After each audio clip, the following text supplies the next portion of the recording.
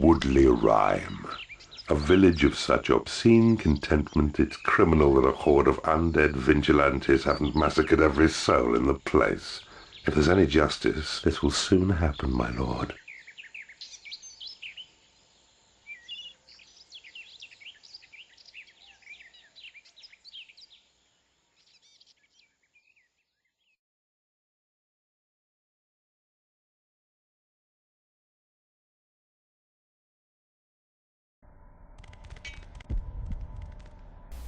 And welcome to Woodley Rhyme. Hey YouTube, this is FireWizard23 and welcome back to Let's Play Dungeon Keeper. That I'm finally updating. I am sorry about how sporadic the updates are on this game, but it does take me a long time to get the time to put all this together. So in this level, you saw the big picture there. We're kind of up in the upper left corner, and we have two other keepers we're going to have to contend with as well as some heroes. So the first thing we're going to do is dig out this gold here, and we'll set up a treasure room nearby to start mining it out with our imps. We'll also grab the portal in the very center of the set of rooms we've been given. We're going to have to dig out a little bit, but we can't dig out too far because we don't have a lot of expansion available. But we'll do what we can, as my imps work tirelessly. An entrance has been claimed. I do hope everyone's enjoying this form of recording setup, because I think it works a lot better, so the audio matches up a little bit more with the video.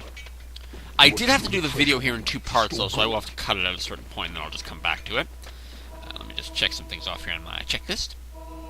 Okay. Alright, so... And people kind of criticize me for just kind of rambling off onto other things in the other video, but it's like, you know, I would like other things to talk about. I can't just wax idiots about... It's easier to do the commentary, yes, when the game is actually active, because then I can talk more about what I'm actually doing. As you saw, there is the gold mine just to our south, and I would like to pick that off as soon as we got these dug out. I haven't dug the treasure room yet. That way they just keep digging and dig out all the gold seams. Got our standard rooms. Nothing special here. This level can be kind of tricky depending on the AI of your opponents. We will have the ability to learn the very final spell in the game, Destroy Walls. But it will take a long time to research it. So we are going to have a lot of time here to kill. Ugh. What to talk about, So I'm going to build some rooms here. We got to be careful of the impenetrable rock. But we'll dig out a couple smaller rooms. Just a few smaller rooms to keep us going. By the way, we are completely snowed in here in Vermont. We have... It isn't weird. It must be. There's at least 16 inches of snow outside. It's crazy how much snow dropped. It's the 27th of December as I record this. Let's get everybody digging here. I'll just dig out those rooms in the south. I won't bother making the treasure room yet. I'll just give the imps time to dig out those rooms. And we will be spending time training up the imps so they're a little stronger. And I actually hadn't thought this level was going to be a lot longer. It actually turned out to be a lot shorter than I had originally intended, because we ended up not having to deal with something. At least one of the keepers we ended up not having to deal with, as you'll see when I get there. I think it would have been much better had I been able to do a genuine reaction, but you'll kind of see, I'll explain it as we get there. I'm digging out those two rooms up there as north, as you just saw, because I'm going to make that a giant library. I'll get a lot of dragons and warlocks in this level, so I'll use them to research. Excellent vintage. I'm drinking Hannaford ginger ale. My mother goes to Hannaford's and she doesn't use coupons! I'm very mad at her. But that's your mom, what you gonna do? I am so happy I did not have to work today. It was the one day of the week I got off, and it was the day the big storm hit.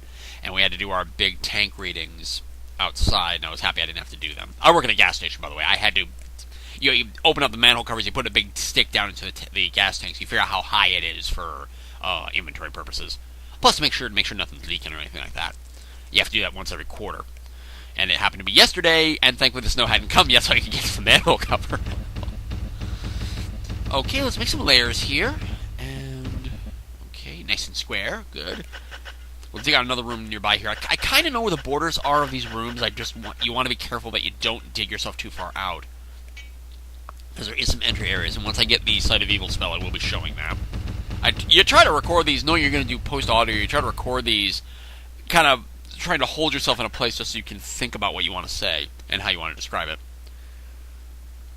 Already got minions coming, excellent. We've got a little room up there. I will make use of that room eventually. But here I'm going to dig this little space out because I can make another layer there. Space for layers is actually going to be an issue with this level because you will end up getting quite a few monsters, and you don't want to not have space.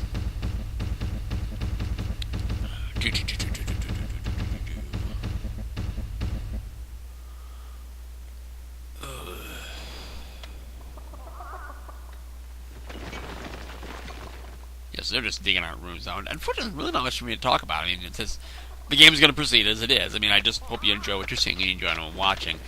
There's a kind of an interesting topic I thought of making a vlog upload for, and I guess I'll talk about it now. With the holiday season coming, I had a really interesting thought. It occurred to me I hadn't watched much of the Rankin Bass stuff this holiday season. I probably could find it on YouTube or something somewhere. Didn't see Charlie Brown's Christmas either. I'll have to check Hulu to see if they have it, or if somebody put it on YouTube. But I thought of a really interesting idea, which is, when did I stop believing in Santa Claus? My apologies to anyone out there who's like a little kid. Santa Claus isn't real. Okay, he's not real. He's a fictitious character. I believe there probably was a St. Nicholas he was based on, but I know that's true. He was actually based on a real person. But Santa Claus isn't real. There's no one flying magical reindeer around bringing you presents. It's your parents and your family, which is probably a little much more heartwarming than just a random stranger who seems to stalk you to know if you're good or bad. Just think about that. An old man stalking little children to find out if they're good or bad or naughty, and possibly recording them. Anyway, am I the one who's creeped out by that when you really think about it?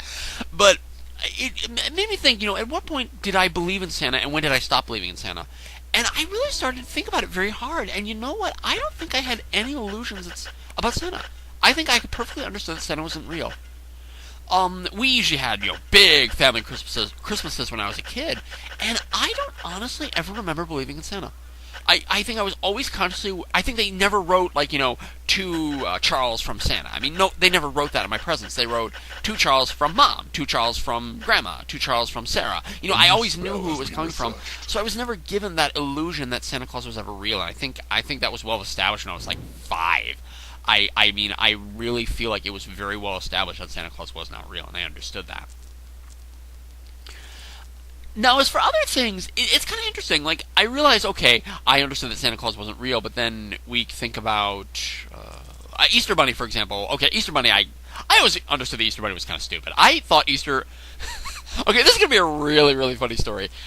It wasn't until I was in my early 20s that I actually understood that Easter was a religious holiday. I never knew that. I just thought Easter was about eggs, and I thought it was made by the Paws company just to sell Easter decorating supplies. That's all I ever thought Easter was. I never thought Easter was actually religious in any kind of context. So I felt really stupid when somebody just told me, yeah, did you know that Easter is religious?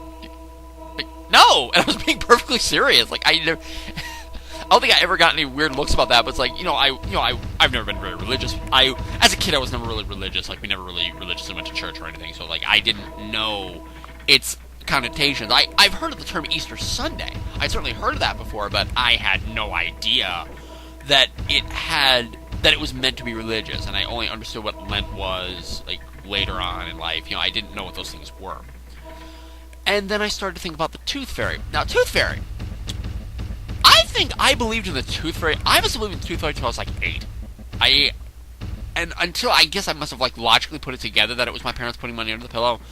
But we didn't have South Park back then to kind of dispel the mystery of that. But I always, and that's because I was in a dentist chair a lot, and I think that was just a way to make it okay that I was losing teeth the way I was. Because I had a lot of cavities and stuff when I was a kid, and I had oral surgeries when I was a kid. I had braces when I was a kid. So I think that was much more for, we just want to make you feel safe. We want to make you feel safe about this, which I think was a good thing. But at some point the mystery kind of got dispelled. I don't think I ever found my baby teeth and got accusatory. I think I just kind of figured it out by my own, on my own. Oh, the Tooth Fairy isn't real. A new room has been researched. So, let's see what's going on. Okay, my imps are... Finally saw my imps loose to pick up all that gold. They finally don't have anything else to do, and I'm just saying, get the gold, bring it to the treasure room, I need money. Yeah, because I remember I ran out of money here a lot, so I needed to grab the gold, and I start picking it up to help them. And my warlocks and dragons are researching new rooms and spells. Okay. That just got me on another tangent. I had I don't know how this discussion happened. It happened like a couple months ago. Some discussion about, or I just started thinking about like when I understood like what like, oh no, doctors. It was a discussion about doctors. I remember. I'm a big person about having a male doctor. This is me, especially if we're going to talk about guy stuff.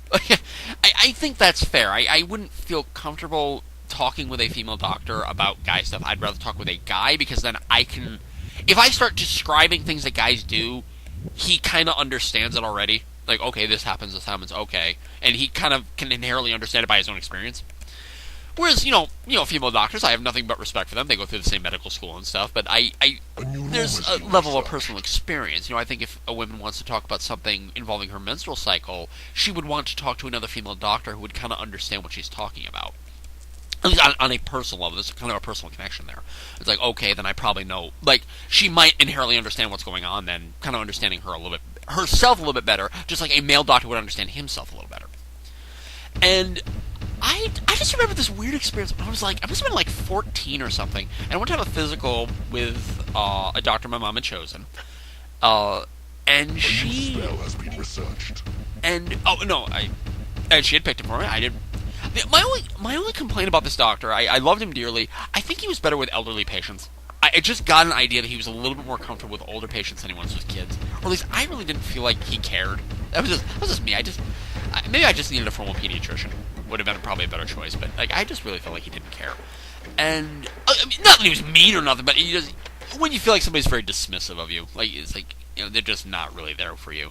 And he checked the things that guys have to check. He gave me the normal examinations and stuff, and he asked me quite simply, "Have you had the discussions about sex and condoms?" It was by myself. He just asked me. And I'm like, yeah. My parents never sat down and had it for me, but thankfully the public education system where I went was actually pretty flat about it. Like, this is just what it is. Like, of course we giggled. We're like we were 7th, 8th graders when I first heard this stuff, so we're all giggling and laughing. It's funny. Because, you can't, everyone's minds are different places at that time. Who knows how to take it seriously at that point? And it's only then a couple years afterwards you're like, oh, so that's what that is.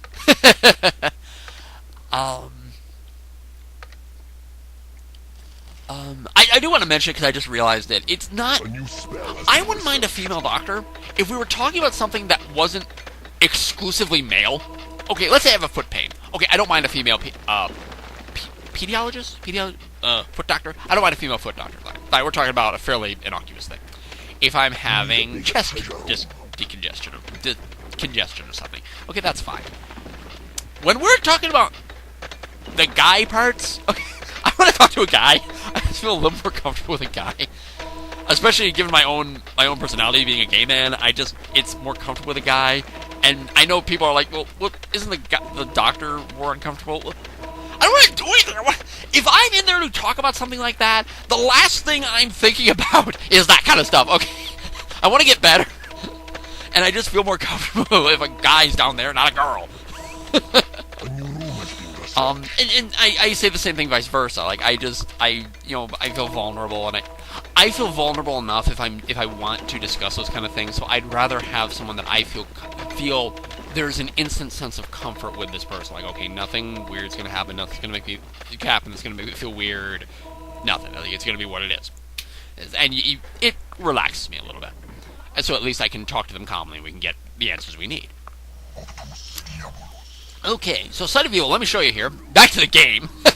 There is this little patch of open area that has a ghost, but that's why you want to be careful digging out, because that's actually a whole open area once you break into there. So I want to keep myself sealed in as long as possible, despite our limited gold, so we can build up our forces, which is always a strategy you want to try to maintain if you can, which you can do on most levels. And I think I'm about to replace this with a prison. I know, I want to put a prison here because I want it to be close to the open area. And I think... No, I wanted to put... Right. I wanted to put the training room down, because that way if we break in,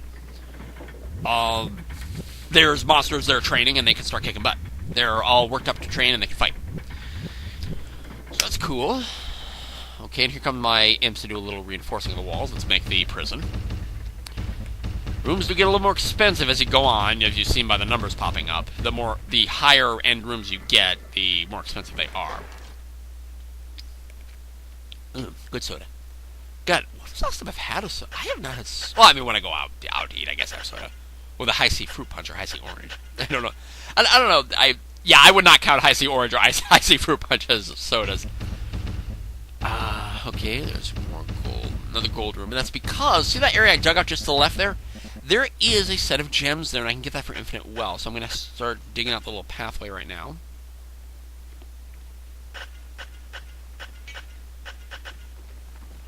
What the hell am I doing? Oh, I just wanted to make that other room bigger. Okay, I was trying to figure out what in the world I was doing there. Okay. Oh. My Christmas... If anyone's wondering, my Christmas wasn't actually that bad.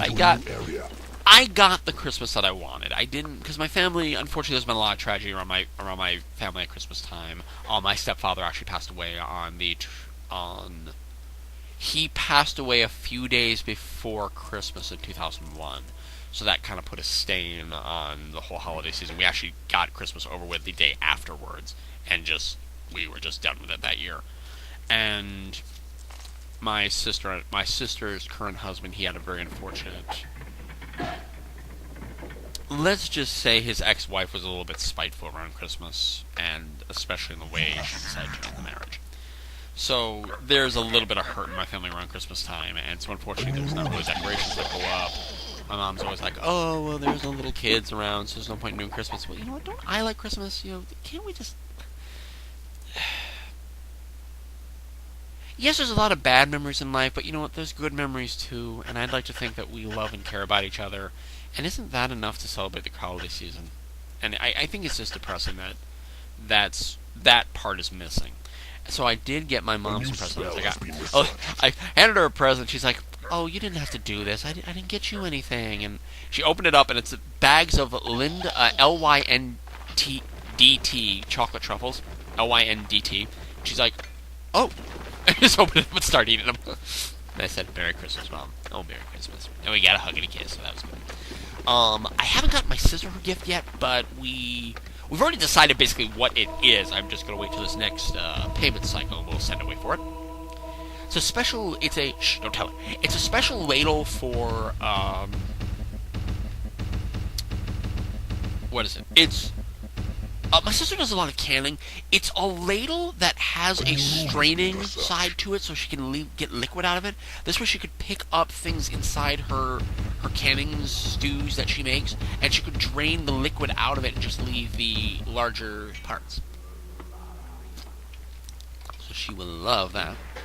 Okay, looks like they got all the gold mined. That's good. I do want to make... I'm going to actually end up making a room down there in the south area. Okay. A new spell has been researched. Oh yeah, I gotta make the bridge area here so they can... I think they could just actually walk across the water. But I like to make the bridge. See, gems. So we have an unlimited wealth supply. It's kind of weird. It's kind of weird. I've always learned in mathematics that there is no such thing as infinity.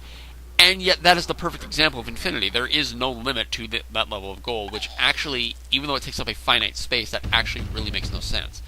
Because something that takes up a finite level of space, i.e. a square, could not have infinite space. Except we could say that there's an infinite number of points... going into decimal range. We could say there's an infinite number of... A new room has been Oh, God, I'm going to go geeky now. Okay. Take the Cartesian plane, the XY axis. If you drew a square that is 2 by 2 by 2... that has the vertices 0, 0, 2, 0, 0, 2, and 2, 2. Okay, you draw that square. Okay, and draw segments between those lines. Inside that square is an infinite number of points, if you go into decimal area. So technically there is an infinite number of points in that area, therefore an infinite number of infinite space. A new spell has been researched. Your library is too small. Wait, no. No, because this area is finite. There's a word for this. Unfortunately, I've been so far away from mathematics. There is a word for this. It does have a finite area, but there is a word. There's an infinite number of points inside it, but I feel like there is a word that explains that what do you call it? That contradiction. There is a word that explains that mathematically. That contradiction. It's not so much that it has an infinite space as you can stand, it's that... that's the word I'm missing. Excuse me. This is what you wanted to watch, people, right? me playing a video game and talking about mathematics. Come on, y'all love it.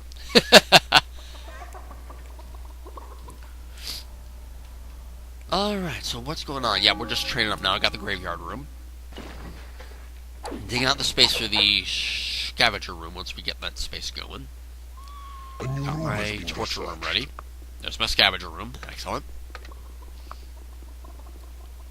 Head down to the space I have selected.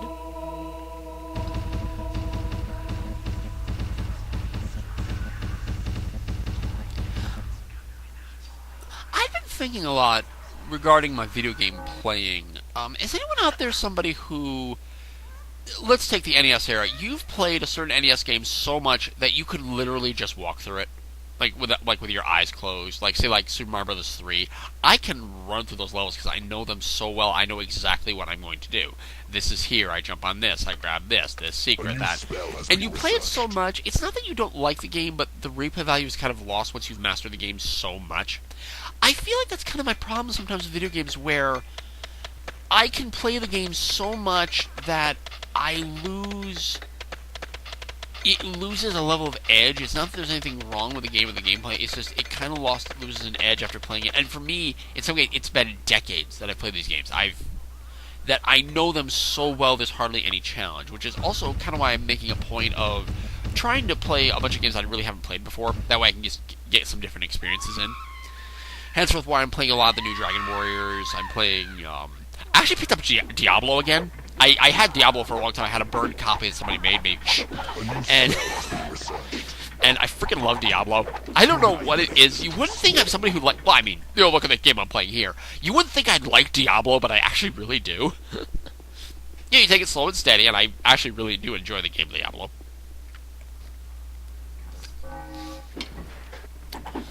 I'm playing those. I've got, I got some Wii titles I'm working on. I'm gonna get a Wii pretty quick here. And that's a big announcement with this new television I'm playing on. I'm going to be able to get my capture card to record directly as I'm playing. And with Audacity recording, you'll be able to get perfect... perfect something.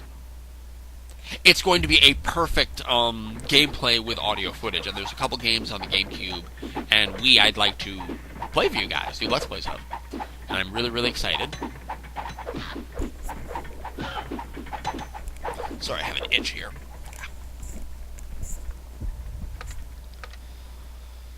Yeah, so this is the part of the video where this is probably just going to take some time. There's not really a way I can speed this up. It's just they need time to research. Because we've got all the rooms now, we're just waiting for the final spells. Which I actually do end up breaking out of here before the final spell's even drawn. But there's really no way to speed this game up. It's going to have to be what it is. I got orcs training. I've got... I will make a decision pretty soon here, actually, to sell off the workshop, because it really isn't going to matter in this level. I'm not going to have the threat of... enemy heroes can actually get in to fight me, but I'm not really going to have the threat of other dungeon keepers getting into my area, because we're just simply too far away. They really can't, and as it turns out in this level, they don't even really make an attempt to expand beyond where they start. Run out of breath here. But I must continue, I must press on.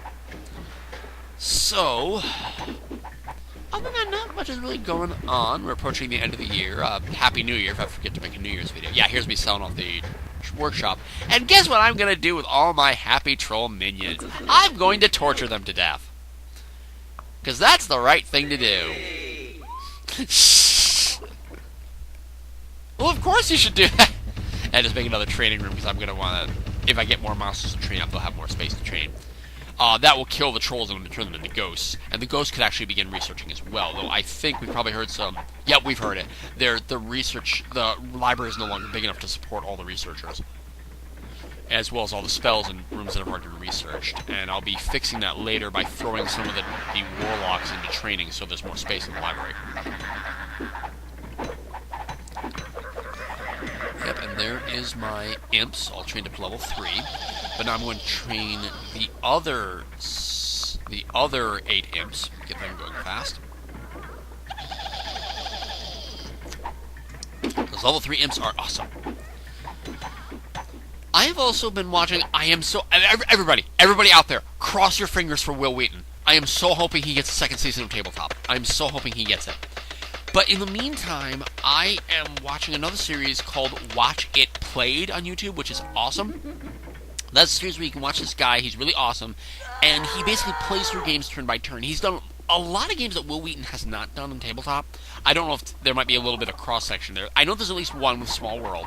But I watched a game called Mice and Mystics, and it looks really fun, and I would love to have a group of people together to play that. I mean, it's kind of... I think maybe it's a little too complicated, but you know what? Why can't it be? For how condensed it is, and dense it is as the gameplay mechanism, I actually was able to follow it. It wasn't too terrible. I was able to follow it. I think with all his intercuts, maybe it seemed a little more choppy than what it was, but I think if you just played it straight, this actually would play really well. I hate that with games when... Oh, perfect example. I love Yu-Gi-Oh! I love Yu-Gi-Oh! I love the mechanism of the Yu-Gi-Oh! Card game.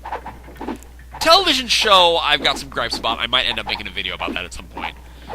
And basically Seto Kaiba. I pretty much said it all with the rival battle.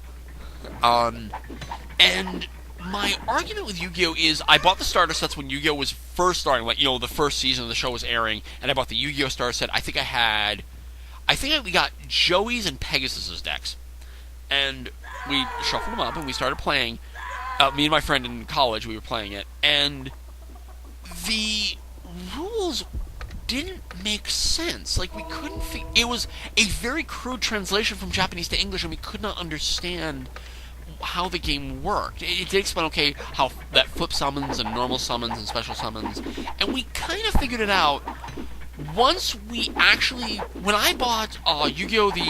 Not Power of Chaos, Infinite Darkness? It is payday. I don't want to look it up right now because it'll stop my recording, but what is it called? Not Stairway to Destiny. It was one for the GBA. I can't remember what it's called. I got that game, and I played Yu-Gi-Oh! On that. It made so much more sense. Like, the mechanism just made so much more sense when you played it. It worked so well. I guess it'd be kind of the same like Dungeon Keeper here. Like, if you were to just read the rules flat out how this works without actually playing it, it doesn't really make a lot of sense. Versus if you actually just sit down and play it, the game makes a lot of sense. It makes much more sense in its actual play mechanism than trying to sit down and get bogged down by all the rules. And, some games, it's very clear what has to happen. Some games, it's incredibly complicated what happens. So, yeah. That was an awkward end to that rambling discussion. But yeah, I just remember Yu-Gi-Oh! Just being very confusing when I was reading it, but then watching it played, it made a lot more sense. And I also learned that Yu-Gi-Oh! Plays a lot faster than it does on the show. Which I think is the problem with a lot of Japanese shows. They draw things out just so much, the animes. This is a great fight I got into with Murray123184, where I was really into Yu-Gi-Oh! And he liked it for a long time, and then he kind of fell out of it. I was still a big fan of the show, and then I stopped watching it. But during that time that I was still a fan of the show, and he stopped being a fan, he criticized me. Oh, that show's ridiculous. It takes him like 3 episodes to resolve one turn. Yeah, which was kind of an exaggeration, but the point was made. They drag things out so long. And I finally said, I turned to him and I said, "What about Dragon Ball Z? Don't they take like 3 episodes to resolve one attack while he's charging?" And he just stops, thinks for a moment, and just points at me, coyly. That's different. That's totally different. But even he had to smirk and chuckle for a little bit because I was dead right. It's the same thing. So here I'm checking out the blue guy, and he hasn't really done much. And I'm going to make a point of killing his imps, which is really cool. That's really cool. A torture victim has died. And I head up, see, here's the green guy's lair. But I don't see any minions. And it didn't occur to me at this point what has happened. And as it turns out, he doesn't actually have any minions, and he doesn't actually have a heart anymore. I didn't realize it at that point, but if you looked around, the gold seam nearby him has actually been dug through partially, and there's another tunnel that leads to that got dug up by the heroes. So the green guy actually already got screwed. So yeah, that was a really funny discussion to have with him. Like, it's the same thing, and maybe I'll just have this conversation about Yu-Gi-Oh now. The big problem that I have with Yu-Gi-Oh, I think me and Murray, we finally landed on what the major problem is with the Yu-Gi-Oh television series. Nothing is at stake. Okay, we keep hearing, I will use Pegasus's motives in the first season. Okay, that's a little pretty obvious what he's trying to do. In fact, it's pretty much almost stated directly. His point is he wants to get the Millennium items together, combine it with the Kyber Core technology, and he wants to revive his wife Cecilia. And he understands how the rules of the Millennium items work, and the only way he could do it is he must fairly beat him in Duel Monsters. He must beat Yugi in Duel Monsters. That is the rule. Very well. In the second season, we hear about Merrick and how the power of the Millennium Rod has twisted him, and now I think he gets an evil spirit in him, but he gets the Millennium Rod as well. And he's a bad guy, and he's gonna once he learns the power of the Pharaoh, he's gonna kick some ass. Like, for what? What are you doing? When do you want the power of the Pharaoh? What are you going to do